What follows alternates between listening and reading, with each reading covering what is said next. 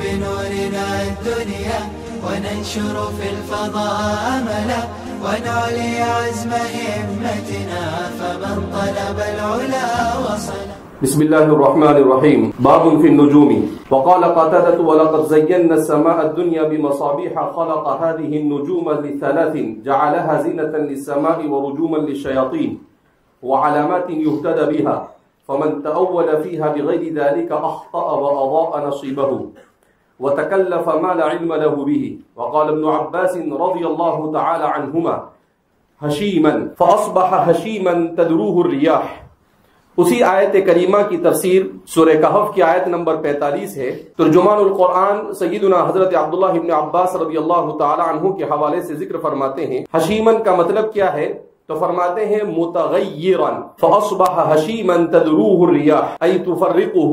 اب حشیمن کے معنی کے سلسلے میں ایک تفسیر تو سیدنا حضرت عبداللہ ابن عباس رضی اللہ تعالی عنہ سے امام بخاری یہاں پر ذکر کرتے ہیں اور وہ ہے متغیرا کہ فاصبح حشیما تدروه الرياح کا مطلب یہ ہے کہ وہ بدلے ہوئے تھے، وہ چیزیں بدلی ہوئی تھی. تدروه الرياح ہوائیں اسے منتشر کر رہی تھی. دوسرا معنی اس کا بیان کیا جاتا ہے جو عام طور پر حضرات مفسرین نے اسے راجح قرار دیا ہے تو فرماتے ہیں فاصبح حشیما ای یابسا متفتتا، کسی چیز کا سوکھ جانا اور سوکھنے کے بعد اس کا ٹکڑے ٹکڑے ہو جانا اسے کہا جاتا ہے حشیم. اور حضرت عبداللہ ابن عباس کی جو روایت ہے اس میں اسے متغیرن سے اس کی تفسیر کی گئی ہے. بہرحال تو سورہ کہف کی اس آیت کریمہ کی تفسیر کرتے ہوئے فرماتے ہیں فَأَصْبَحَ حَشِيمًا تَدْرُوهُ الرِّيَاحُ وَالْأَبُّ مَا تَأْكُلُ الْأَنْعَامُ. فرماتے ہیں کہ قرآن کریم کی آیت کریمہ ابا تو فرماتے ہیں وَفَاكِهَةً وَأَبَّا. سورہ عبس کی آیت نمبر 31 ہے جس میں اللہ رب العزت فرماتے ہیں وَفَاكِهَةً وَأَبَّا. تو ابا کا کیا مطلب ہوتا ہے؟ فرماتے ہیں مَا تَأْكُلُ الْأَنْعَامُ. ابا کہا جاتا ہے، الابو کہا جاتا ہے اس کو جسے چوپائے کھاتے ہیں. کیا مطلب؟ اس کی تفسیر کر رہے ہیں کہ ابن کہا جاتا ہے ان چیزوں کو چاہے وہ گھاس کے قبیل سے ہو یا کسی اور چیز کے قبیل سے ہو اسے جسے چوپائے کھاتے ہیں. بعض مفسرین فرماتے ہیں ما یاکلہ الانعام من المرعى کہ چراگاہ میں چوپائے جن چیزوں کو بھی کھاتے ہیں ان تمام چیزوں کو ابن سے تعبیر کیا جاتا ہے. تو فرماتے ہیں کہ والاب ما تاکل الانعام والانام الخلق، اور انام سے مراد خلق ہے. وضعها للانام سورہ رحمان کی آیت نمبر 10 ہے. تو فرماتے ہیں کہ وہاں پر انام کا جو لفظ آیا ہے اس سے مراد الخلق اللہ کی مخلوق ہے. برزخ حاجز سورہ رحمان کی آیت نمبر 20 ہے جس میں برزخ کا لفظ استعمال ہوا ہے. فرماتے ہیں برزخ سے مراد کیا ہے؟ حاجز، یعنی دو چیزوں کے درمیان پردہ کرنے والی چیز. اسی لیے مرنے کے بعد قبر کی زندگی کو حیات برزخ سے تعبیر کیا جاتا ہے لأنہ بین حیات الدنیا والآخرہ، اس لیے کہ وہ آخرت اور دنیا کی زندگی کے درمیان حائل ہونے والی چیز ہے، گویا کہ ایک پردے کی طرح ہے، ایک آڑ کی طرح ہے. اس وجہ سے اسے حیات برزخ سے تعبیر کیا جاتا ہے. وقال مجاہد الفافا سورہ نبأ کی آیت نمبر 16 وجنات الفافا. تو فرماتے ہیں کہ حضرت مجاہد اس کے سلسلے میں فرماتے ہیں مجاہد سے مراد مجاہد ابن جبرین، حضرت مجاہد ابن جبر جو حضرت عبداللہ ابن عباس رضی اللہ تعالی عنہ کے آزاد کردہ غلام اور بعد میں چل کر ان کے اجل تلامذہ میں ان کا شمار ہوتا ہے. خاص طور پر باب تفسیر اور باب حدیث میں آپ کو ید طولہ حاصل تھا. تو مجاہد کے حوالے سے فرماتے ہیں اب الفافا کہ الفافا کا لفظ قرآن کریم میں ہے سورہ نبأ کی آیت نمبر 16 وجنات الفافا.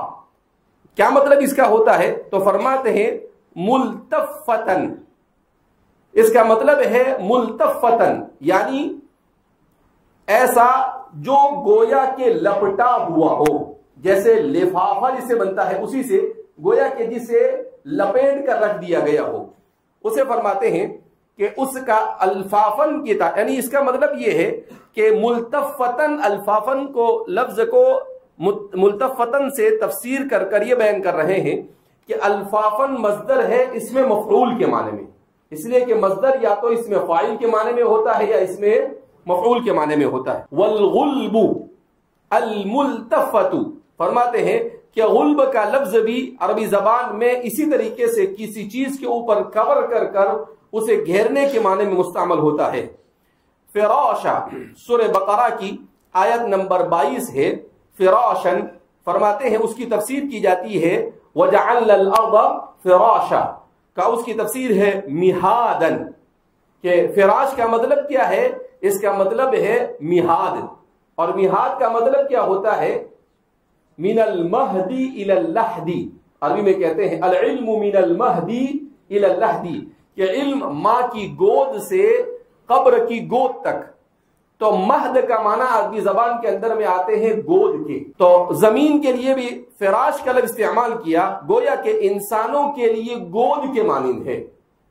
اور قرآن کریم نے اس لفظ کو استعمال کیا، حضرات صحابہ نے کتنی پیاری تفسیر کی اس کی، مہادن سے اس کی تفسیر کی۔ کیا مطلب؟ کہ جیسے بچے کو اپنی ماں کی گود میں سکون حاصل ہوتا ہے، ایسے ہی انسان کو بھی زمین کے اوپر سکون حاصل ہوتا ہے، کہ جو سکون اسے زمین پر ملتا ہے وہ کہیں اور نہیں ملتا ہے۔ اگر ایک آدمی درخت پر چڑھ جائے تو پریشان رہتا ہے کہ کبھی بھی حضرت نیچے آ سکتے ہیں، اگر پہاڑ پر چڑھ جائے تو پریشان ہوتا ہے، لیکن زمین پر رہتا ہے تو وہ کیا ہوتا ہے؟ پرسکون رہتا ہے۔ کہا ایسے ہی جیسے ماں کی گود میں سکون ہوتا ہے، ایسے ہی زمین پر بھی انسان کو کیا ملتا ہے؟ سکون۔ کیوں؟ اس لیے کہ اس کی اصل ہی زمین ہے، منہا خلقناکم وفیہا نعیدکم ومنہا نخرجکم تارۃ اخری، کقولہ تعالی ولکم فی الارض مستقر، جیسے اللہ رب العزت نے سورہ بقرہ کی آیت نمبر 36 میں فرمایا اور زمین میں تمہارا قرار ہے، کہ ایک مدت تک کے زمین میں تمہیں ٹھہرنا ہے، رہنا ہے۔ کہا وہاں پر مستقرن کا لفظ گویا کہ میعاد ہی کی تفسیر کرتا ہے۔ تفسیر القرآنی بالقرآن کی طرف مصنف اشارہ کر رہے ہیں۔ نکیدہ سورہ اعراف کی آیت نمبر 58 ہے، نکیدہ، تو کہا کہ نکیدن کا مطلب کیا ہے؟ کہا نکیدن کا مطلب ہے قلیلاً، یعنی تھوڑا۔ بہرحال امام بخاری رحمت اللہ علیہ نے یہ آیت کریمہ کے چھوٹے چھوٹے ایسے متفرق الفاظ کو ذکر کیا کہ بظاہر ایسا معلوم ہوتا ہے کہ ان چھوٹے چھوٹے ایک ایک کلمے کو باب سے کیا مناسبت ہے، ان کلمات کو باب سے کیا مناسبت ہے، لیکن یہ سب کے سب باب سے مناسبت رکھتے ہیں۔ باب النجوم سے کیا مناسبت ان کی؟ باب النجوم سے اس کی مناسبت یہ ہے کہ جیسے لفظ استعمال کیا، مصابیح کا لفظ تو صریح ہے، اس میں کسی قسم کے ترجمۃ الباب سے مناسبت کی مزید جستجو کی ضرورت نہیں۔ حشیمن کا لفظ استعمال کیا، کیا مطلب؟ کہ زمین پر جو بھی چیز اگتی ہے اس میں کلر کا آنا، اس کا سوکھنا، اس میں رس کا آنا، یہ تمام کے تمام چیزیں ہوتی ہے، کیوں ہوتی ہے؟ نجوم کی وجہ سے۔ کس کی وجہ سے ہوتی ہے؟ تو اس کو ادنا سی مناسبت کس سے پائی جا رہی ہے؟ نجوم سے پائی جا رہی ہے، اس کو ڈھونڈنا پڑتا ہے۔ وَالْأَبُّ مَا تَأْكُلُ الْأَنْعَامُ، اب جیسے گھاس اگتی ہے یا جو بھی چیزیں اگتی ہیں جس کو جانور کھاتا ہے، اس میں کلر آتا ہے، اس میں تغیرات ہوتے ہیں، وہ تغیرات یہ کس کی وجہ سے ہوتے ہیں؟ بسبب النجوم۔ الخلق تو فرماتے ہیں کہ الخلق اسی طریقے سے برزخ کا لفظ استعمال کیا، الانام۔ اب ظاہر سی بات ہے کہ اللہ رب العزت نے اربوں خربوں ستاروں کو پیدا کیا، جیسا کہ جدید تحقیق اسے کہتی ہے، مگر صرف ایک ہی ستارہ آج تک کے ایسا پایا گیا جس میں انسان اور حیوان زندگی گزار سکتے ہیں، ورنہ اس کے علاوہ انعام اور انام اور خلق کے زندگی گزارنے کے اسباب کسی اور ستارے پر پائے نہیں جاتے ہیں۔ بیوقوف لوگ ڈھونڈ رہے ہیں کہ کہیں اور مل جائے تاکہ یہ ستارہ کبھی ٹوٹ جائے تو وہاں چلے جاوے۔ کیا بولتے ہیں کہ زمین یہ آہستہ آہستہ زمین کے اوپر چونکہ فیکٹریاں بن رہی ہے، زمین پر گاڑیاں ہیں، پولوشن ہو رہا ہے اور بہت سارے ایسے اسباب ہو رہے ہیں جس کی وجہ سے زمین یہ کسی بھی وقت کیا ہو سکتی ہے، ختم ہو سکتی ہے، کہ اس سے پہلے اپنے کوئی اور ستارہ ڈھونڈ لیں گے، وہاں جا کر رہیں گے۔ اللہ رب العزت ایک مرتبہ وہ اللہ کے رسول صلی اللہ علیہ وسلم فرماتے ہیں کہ سور لے کر فرشتہ یوں کر کان دھر کر بیٹھا ہوا ہے، وہ جیسے ہی اللہ بولے گا مار پھونک تو ایسے ایک پھونک مارے گا کہ ان کے سارے دوسرے ستارے تو کہاں اڑ جائیں گے پتہ بھی چلے گا نہیں۔ تو بہرحال تو فرما رہے ہیں کہ اللہ کی اس پوری زمین کو گویا کہ ان ستاروں سے کسی نہ کسی طرح سے مناسبت ہے۔ برزخ حاجز، برزخ یعنی حاجز۔ اب اس لفظ کو کیا مناسبت ہے، اس لفظ کو کیا مناسبت ہے؟ تو کہا برزخ کا لفظ یہاں پر مصنف استعمال کر رہے ہیں، وہ اس لیے بیان کر رہے ہیں کہ جیسے ہی انسان کے لیے برزخ کی ایک زندگی ہوتی ہے، ایسے ہی اللہ نے ستاروں کو ایسا بنایا ہے کہ وہ بھی آسمان اور زمین کے درمیان برزخ کی طرح ہے۔ وہ بھی آسمان اور زمین کے درمیان کس کی طرح ہے؟ یعنی برزخ کے معنی حجاب کے ہیں، تو یہ بھی آسمان اور زمین کے درمیان گویا کہ ایک حجاب کی طرح ہے، ایک آڑ کی طرح اللہ رب العزت نے اسے بنایا ہے۔ الفافن ملتفتن، کیا مطلب؟ کہ زمین پر جو بھی تغیرات ہوتے ہیں باغات کے اندر میں اور جن چیزوں کے اندر میں، کھیتوں میں، ان تمام کے تمام کا ذمہ دار بھی کون ہے؟ یہی ستارے ہیں جس کا اللہ رب العزت نے نظام بنایا ہے۔ فراشن، کہ زمین اتنی پرسکون ہے کہ انسان اطمینان اور سکون کے ساتھ اس پر زندگی گزار رہا ہے، وہ بھی کس کی وجہ سے ہے؟ ان ستاروں کی وجہ سے ہے۔ تو وَلَكُمْ فِي الْأَرْضِ مُسْتَقَرٌ، کہ زمین میں ہم نے تمہارے لیے زمین کو جائے قرار بنایا۔ تو فرماتے ہیں کہ یہ تمام کے تمام، اس کا مطلب کیا ہوا کہ ہمارے مصنف اس بات کو بیان کرنا چاہ رہے ہیں کہ اللہ رب العزت نے ان ستاروں کو بنایا ہے اور ان ستاروں کی مناسبت کسی نہ کسی طریقے سے اللہ نے زمین کے ساتھ رکھی ہوئی ہے۔ اگرچہ آج کا انسان اپنی تمام تر معلومات کے باوجود بھی یہ نہیں سمجھ سکا ہے کہ کون سا ستارہ کس فائدے کا ہے، کچھ کے بارے میں معلوم ہے، اسی لیے مصنف نے کہا نقیدن قلیلن، اتنا سب کچھ پہنچنے کے بعد بھی جو کچھ تمہارا علم وہ کیا ہے؟ قلیلن، اس کی حیثیت اور کوئی زیادہ ہے نہیں۔ اللہ رب العزت نے جان بوجھ کر ایسا نظام بنایا ہے دنیا کا کہ انسان کتنی ہی جستجو کرے، ساری جستجو کے باوجود بھی وہ جتنا جانتا ہے اس سے 10 نہیں، اس سے 50 نہیں، 90 گنا زیادہ وہ ہوتا ہے جو اس کے علم میں آتا نہیں ہے۔ اسی لیے ایک آدمی نے کہا کہ میں ایسٹرونومی یعنی فلکیات کا بڑا ماہر ہوں، تو سامنے والا اس کو سوال کرتا ہے کہ اچھا آسمان میں کتنے ستارے ہیں؟ کہا لاکھوں اور وہ خربوں۔ کہا نہیں، اس کا عدد بتاؤ۔ تو وہ سامنے والا زمین کا ماہر، بحریات کا ماہر تھا، سمندر کی چیزوں کا، تو یہ اس کو فوراً سوال کرتا، اچھا آپ یہ بتاؤ کہ سمندر کے اندر میں کتنی مچھلیاں ہیں؟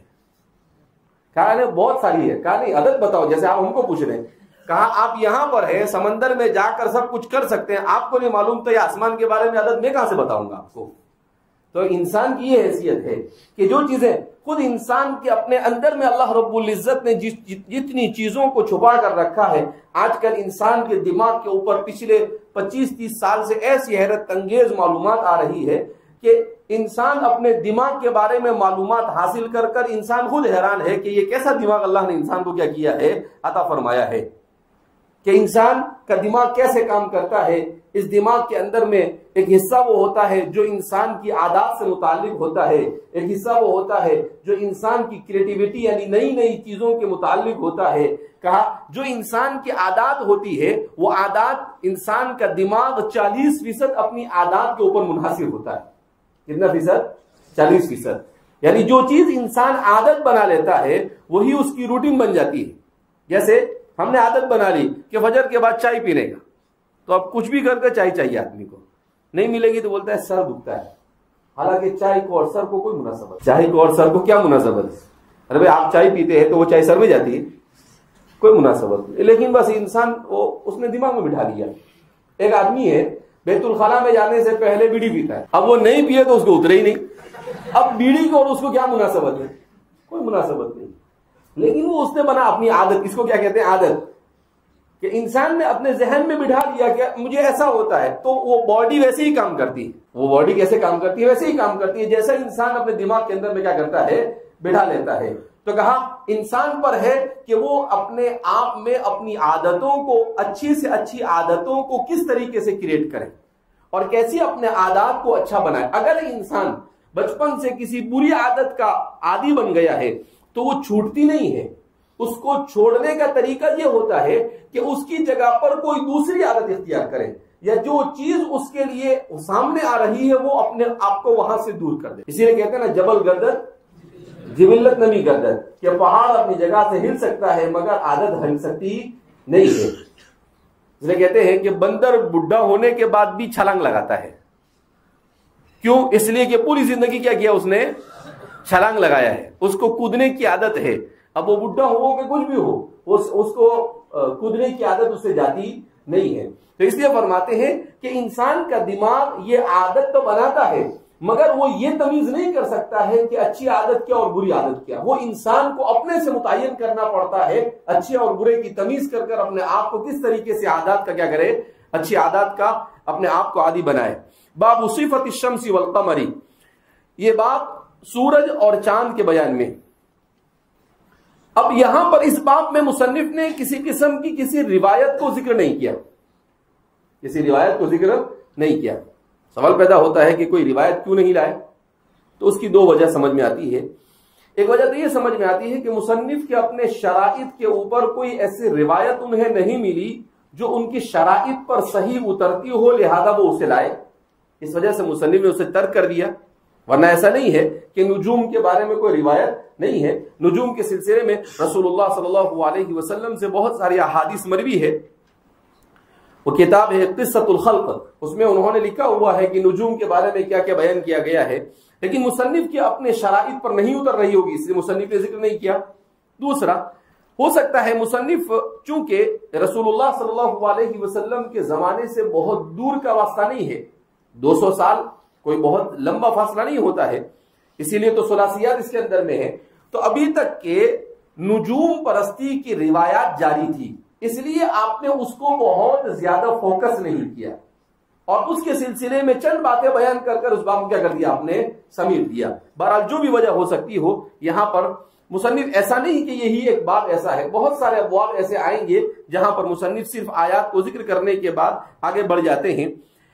اب نجوم کو بیان کرنے کے بعد باب صفت الشمس والقمر, سورج اور چاند کی صفت کے بیان میں. کیا مطلب کہ دنیا تو ایسی بے وقوف ہے, سائنسداں اور فلاسفہ, یہ لوگ پہلے کیا بولتے تھے, زمین ٹھہری ہوئی ہے اور یہ ستارے جو اوپر ہم کو نظر آتے ہیں وہ ایسے جیسے ہم نے لائٹ اور پنکھے لٹکائے ایسے لٹکائے ہوئے. قدیم فلاسفہ یہ کہتے تھے. پھر اس کے بعد فلاسفہ آئے, کہا کہ سورج گھوم رہا ہے, زمین ٹھہری ہوئی. پھر اس کے بعد فلاسفہ آئے تو بولے سورج بھی گھوم رہا ہے, چاند بھی گھوم رہا ہے, زمین ٹھہری ہوئی. پھر فلاسفہ آئے تو کہا زمین بھی گھوم رہی ہے, سورج بھی گھوم رہا ہے, چاند بھی گھوم رہا ہے اور ساری دنیا گھوم رہی ہے, کچھ بھی ٹھہرا ہوا نہیں. قرآن کریم نے ایسی تعبیرات استعمال کی, کل فی فلک یسبحون, اتنا پیارا لفظ قرآن نے استعمال کیا.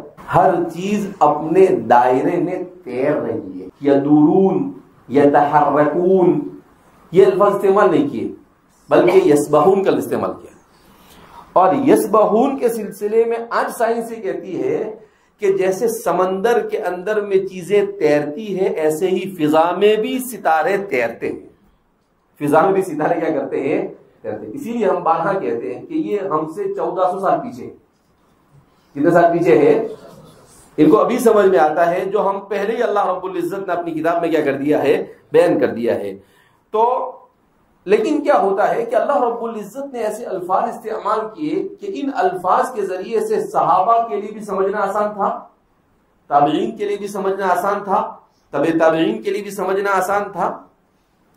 اور بڑی حیرت انگیز بات یہ کہ ہمارے مفسرین جو 4ویں 5ویں صدی سے تفسیر لکھنا شروع کرتے ہیں, جنہوں نے فلسفے کے اوپر بہت زیادہ لکھا ہے, یہ ہمارے مفسرین بھی ان کواکب وغیرہ کی تفسیر ایسی ہی کرتے ہیں جیسی آج کا سائنس کر رہے ہیں.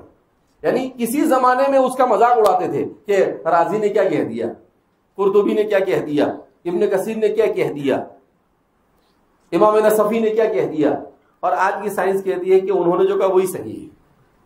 تو اللہ رب العزت نے ان کو ایسا, اسی لیے کہتے ہیں کہ تفسیر کے لیے ایک شرط یہ بھی ہے کہ انسان کو علم موہبت عطا ہو, ایسی ذہانت اور ایسی فطانت عطا ہو کہ وہ چیزوں کو اچھی طرح سے سمجھ کر اچھی تعبیرات کے اندر میں اللہ کی مراد کو بیان کرنے پر قادر ہو۔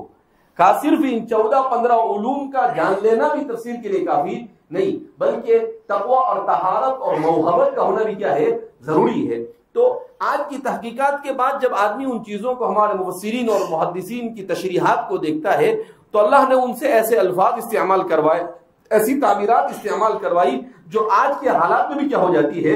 فٹ ہو جاتی ہے۔ ایسا لگتا ہے جیسے بالکل وہ اپ ٹو ڈیٹ تھے، ان کو اپ ڈیٹ ہونے کی ضرورت نہیں تھی، بلکہ کیسے تھے؟ اپ ٹو ڈیٹ تھے۔ یہ تو اللہ رب العزت نے اسی لیے اِنَّا نَحْنُ نَزَّلْنَا الذِّكْرَ وَإِنَّا لَهُ لَحَافِظُونَ۔ اب دیکھ رہے ہیں امام بخاری 3 صدی ہجری کے آدمی ہیں، 2 صدی ہجری کے اواخر میں پیدا ہوتے ہیں۔ اب ابواب النجوم کو بیان کرنے کے بعد الشمس والقمر کو بیان کرتے ہیں، جب تک کہ ابھی پتہ ہی نہیں تھا کہ بھئی الشمس والقمر من قبیل النجوم ہے یا نہیں ہے۔ لیکن برابر باب انہوں نے کیسا قائم کیا؟ صحیح قائم کیا کہ پہلے عموماً نجوم کو بیان کیا اور پھر اس کے بعد خصوصاً جو نجوم ہماری زندگی پر اثر انداز ہو اسے کیا کر رہے ہیں؟ بیان کرتے ہیں۔ اس کو کہتے ہیں جس کو اللہ رکھے اسے کون چکے۔